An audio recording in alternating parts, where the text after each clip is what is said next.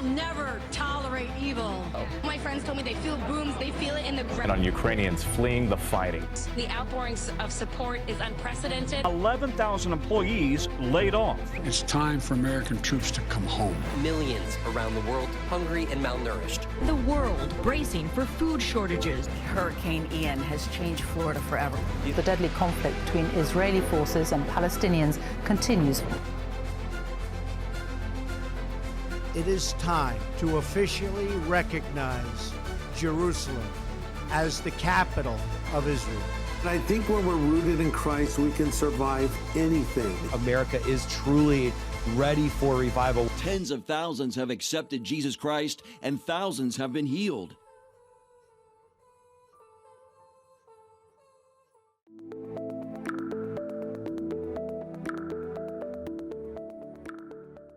A lot of people are wondering what is happening in Israel and the significance of what is happening, not only in Israel, but around the Middle East and around the world. On September 22nd, Benjamin Netanyahu, the Prime Minister of Israel, on September 22nd, 2023, spoke to the UN General Assembly about a new Middle East that was coming. He had been working with Crown Prince Abdullah of Saudi Arabia about a normalization agreement that was being brokered by the Biden administration.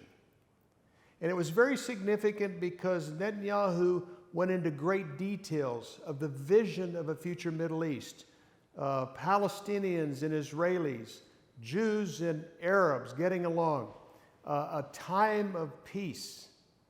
And then October 7, 15 days later, an event that happened that will dramatically impact the future of Israel and the Middle East. The heinous, the horrific, the violent, aberrant behavior by Hamas.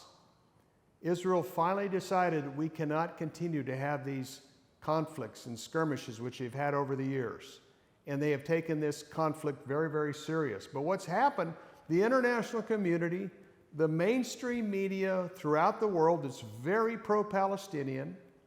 European leaders and even Democrats in our Congress, including the White House, have said that we need a ceasefire agreement immediately and move quickly to a two-state plan. But Israel said no two-state right now. President Biden said, you know, the two-state plan, if Israel and the Palestinians could agree to a deal, that would neutralize or neutral Hamas, or neutral Hezbollah. This is totally unrealistic because we continue to hear the leaders of Iran in the international media or at the UN General Assembly talk about wiping out the great Satan, which is the United States, they consider the United States, and the little Satan, which is Israel.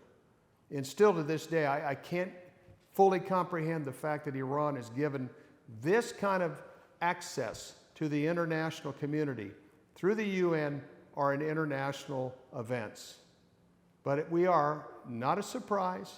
There will be a covenant one day, Daniel 9:27, but what I've shared before, and I shared in my book, Eye to Eye, Facing the Consequences, Dividing Israel, the God of Israel will not allow an Arab state in Judea and Samaria, the biblical heartland of Israel.